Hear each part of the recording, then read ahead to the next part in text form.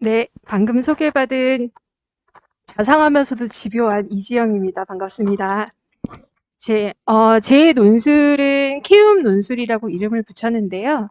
아이들이 논술에 대해 잘 모르고 오는 상태에서 제가 잘 키워서 나중에 좋은 결과를 얻을 때까지 함께 한다. 이런 의미로 이제 했었고요. 제가 요번에 4월 6일 날 키움 논술 두 번째 반 B반이 개강을 합니다. 토요일 날 저녁 6시에서 10시까지.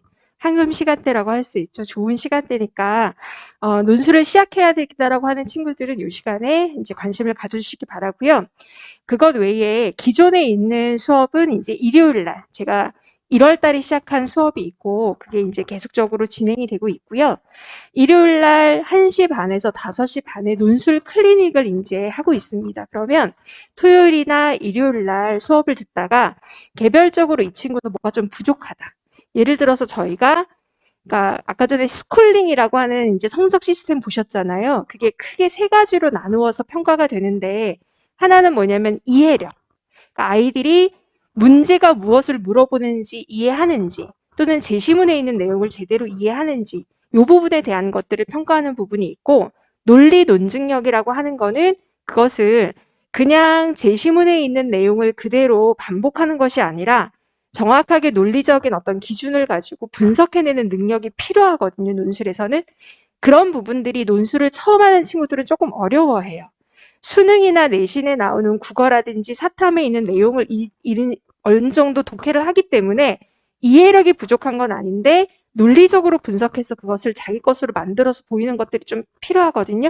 그런 부분. 그리고 마지막으로 이제 문장 표현력이 있는데 그거는 자기가 알고 있는 내용을 얼마만큼 잘 쓰는지 이런 부분인데 그런 부분이 아이들이 조금 부족한 부분이 있을 수 있어요. 그러니까 예를 들어 독해는 잘하고 논리적으로 분석도 잘하는데 글쓰기가 되게 안 되어 있는 친구가 있거든요. 자기가 쓰고도 나중에 제가 1대1로 첨삭을 하다가 보면 뭐를 썼는지 자기 스스로도 모를 때가 있어요. 애들이 처음에 논술을 시작할 때 그런 경우가 좀 많거든요. 그럴 때 이것을 이해시키고 요거를 좀 보정해야 되겠다 싶으면 논술 클리닉을 통해서 그런 부분을 보완을 해주고 애가 독해가 조금 부족하다 그러면 그런 부분을 어떻게 독해해야 되는지 부분에 대해서 제가 이제 설명을 해주는 그런 논술 클리닉 시간이 운영되고 있다라는 거 말씀을 드리고요. 그리고 요거는 이제 제 소개입니다. 예, 저는 이제 학립논술에서 인문논술 강사로 학립논술과 결합된 지는 13년이 됐고요. 그 전에 제가 목동 하이스트, 저희 타임교육 안에서 같은 학원이거든요. 목동을 맡아서 이제 논술을 하고 있었고, 이제 결합을 해서 지금 학립논술에서는 13년 동안 인문논술 강사를 하고 있고요. 그리고 동시에 제가 지금 중계동에 저기 유경 플라자에 있는 8층에 보면 미래탐구라고 중등 이제 수학과학 중심 학원이 있어요. 거기서 입시 상담 연구소 소장을 맡고 있습니다. 그러니까 제가 상담을 하는 데 있어서는 아까 보셨듯이 좀 친절하고 자상하고 그리고 집요한 어떤 그런 부분들이 있다라는 거 그런 거를 이제 좀 말씀드리고요. 그리고 강의 특징 어려운 논술을 쉽게 논술의 구조 파악을 통한 쉽고 빠른 이해라고 되어 있는데 실제로 논술은 그 자체로는 그렇게 어려운 건 아니에요.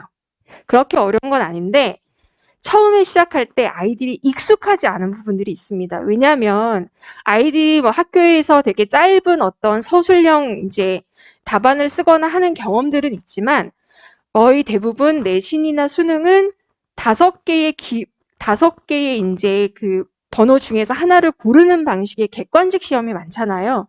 그런 것들을 자기가 스스로 문장으로 그리고 한편에 완성된 글로 만든 경험들이 없기 때문에 처음에 좀 어려워하는 거예요. 그러니까 아는 거를 자기가 원하는 방식의 어떤 글로 만들어내는데 처음에 조금 어렵다라는 거지 논술 자체가 그렇게 어려운 것은 아니라는 거. 예전에 비해서 지금 논술은 많이 쉬워졌거든요.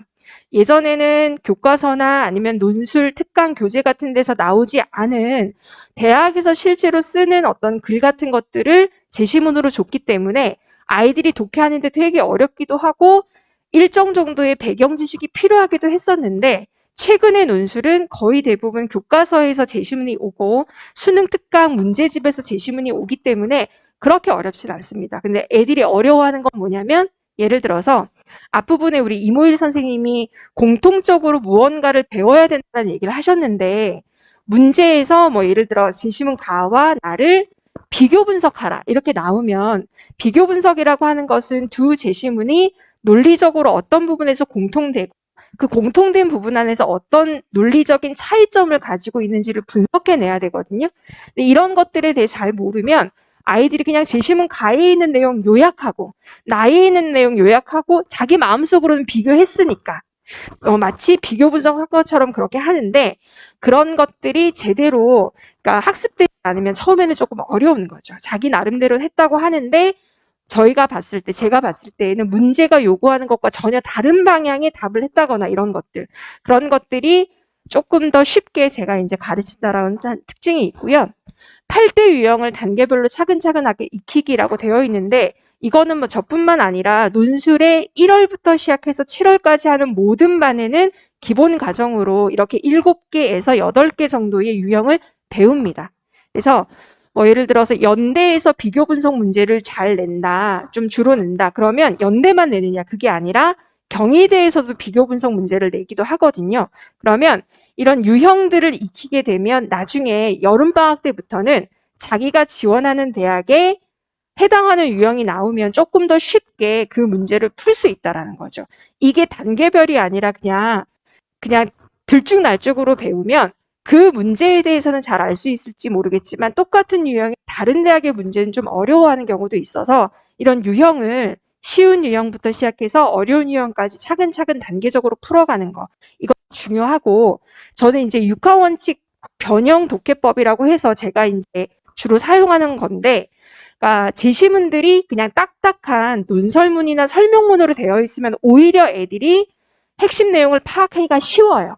그런데 논술 제시문은 그렇게 설명문이나 논설문처럼 이렇게 교과서에서 나오는 지문처럼 되어 있는 것도 있지만, 문학작품이 나오기도 하고 아니면 문학작품이 아니라 신문 기사가 나오기도 하고 아주 구체적인 일상을 보여주는 제시문이 나오기도 하거든요. 그럴 때 아이들이 내용은 이해를 하는데 이 내용에서 내가 뭐가 중요한가를 빼내야 되는지를 어려워할 때가 있어요. 게다가 논술은 여기 학생들 있는데 논술 제시문을 봐봤는지 모르겠지만, 논술 제시문은 하나의 논술 제시문만 독해를 한다고 해서 문제가 해결되는 게 아니라 여러 개의 논술 제시문을 통찰적으로 좀 봐줘야 되거든요.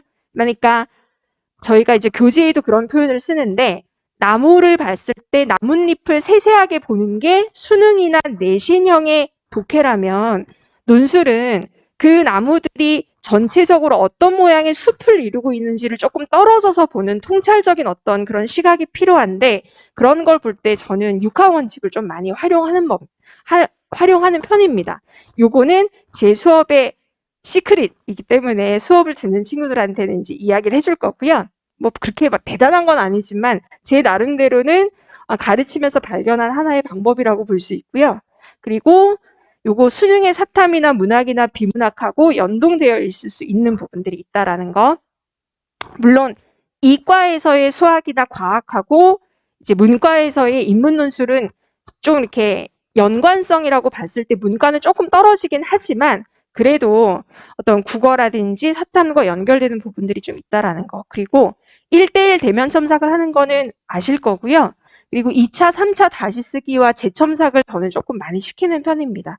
그래서 한번 자기가 이제 썼어. 그리고 해제를 듣고 그리고 첨삭을 개별적으로 받고, 그래서 자기가 어떤 부분을 오해했는지, 어떤 부분을 조금 덜 독해를 했는지, 어떤 부분의 분석에 실수가 있었는지, 문장을 쓰는 데 있어서 이렇게 잘 와닿지 않게끔, 전달력이 떨어지게끔 문장을 썼는지 이런 것들을 지적을 받고 나면 숙제로 꼭 다시 쓰기를 합니다. 다시 쓰기를 하고 그 다시 쓰기를 다시 한번 첨삭을 하는데, 그래도 아이들이 잘 모르는 경우가 있어요. 선생님 앞에서는 고개 끄덕끄덕거리면서 아는 것 같은데 돌아서면 까먹는 경우가 있거든요. 왜냐하면 논술만 붙들고 있을 수 없기 때문에 애들이 이제 부하가 올 때, 그럴 때 다시 써왔는데 보니까 마음에 안 들어. 그러면 또 한 번 쓰게 합니다. 그래서 한 문제에 대해서 거의 학교에서 대학에서 보여주는 예시 답안에 준하게끔 쓰는 경험을 여러 번 해보면 그 다음 문제를 쓸 때의 그런 경험들이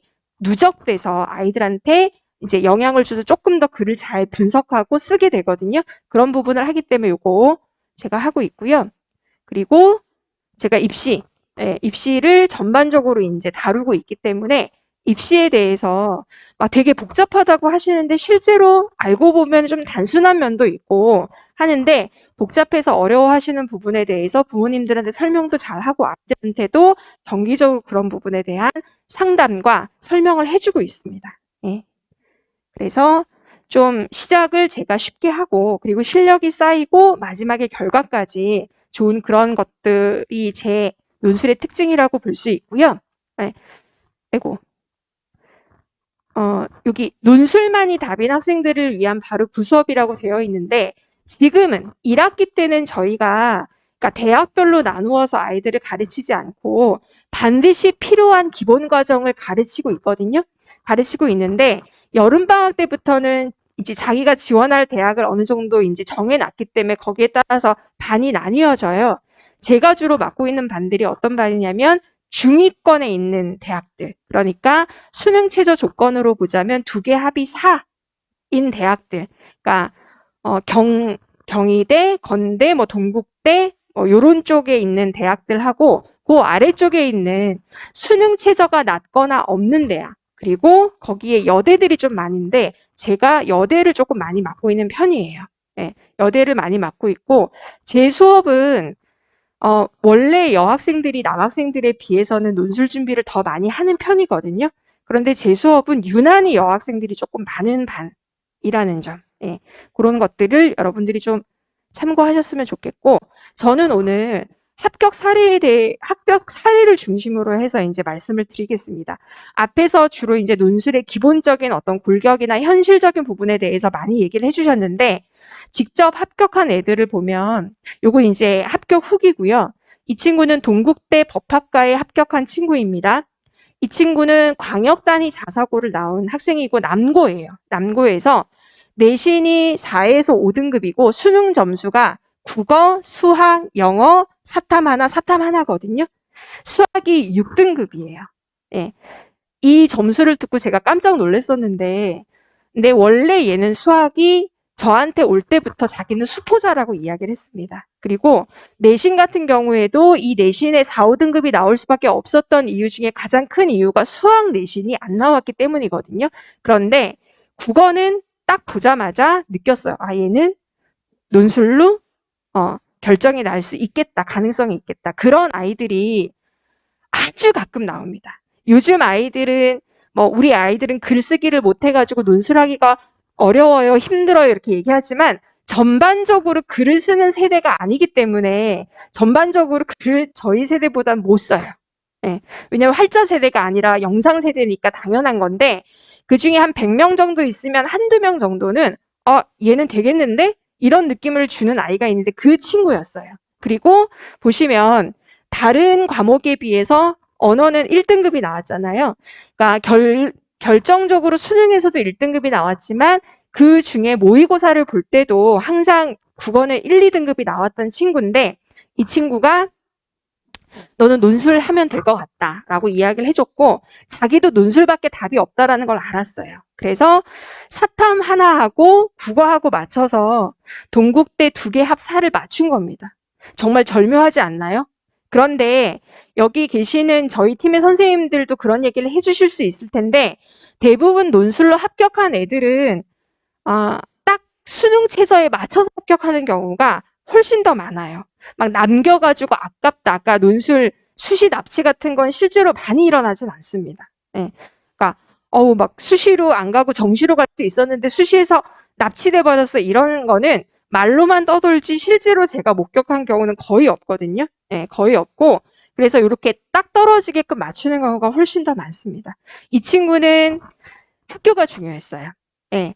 왜냐하면 학교가 중요했기 때문에 제가 동국대에서 조금 많이 뽑는 학과가 법학과가 남아있는 대학들이 있는데 거기가 조금 많이 뽑거든요. 경영학과가 좀 많이 뽑는데 수학을 못하잖아요. 그래서 너 혹시라도 합격해도 경영은 좀 어려울 건데 법학과 어때? 이랬더니 자기는 대학만 동국대 정도면 괜찮다라고 해서 쓰게 했었고 그래서 마지막으로 합격을 한 친구고요. 그리고 두 번째 친구들 또 동국대 국제통상학과 합격한 친구인데 이 친구는 일반고를 나왔습니다. 일반고에다가 내신은 2등급 중후반이었고 수능 점수는 33311이었어요. 근데 일반고인데 그냥 일반고였습니다. 뭐 공부를 잘해서 학생부 종합 성적이 좋았었던 그런 고등학교가 아니라 그냥 평범한 내신 중심형 고등학교를 다니던 친구라서 2등급 중후반의 내신으로 쓸 수 있는 학종의 대학이 동국대보다는 훨씬 더 아래쪽에 있는 대학밖에 없었어요.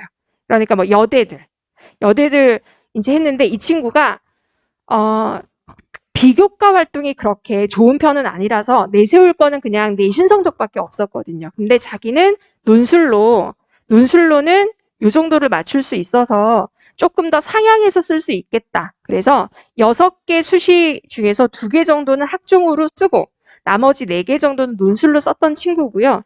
얘는 기억에 남는 게 이 친구 사촌 언니가 저한테 이제 논술 수업을 듣고 한양대 사회학과 논술로 합격을 한 친구예요. 네, 그래서 저한테 이제 가르쳐 보니까 좋아서 자기 사촌한테 이야기를 해서 얘가 저한테 배우러 온 친구거든요.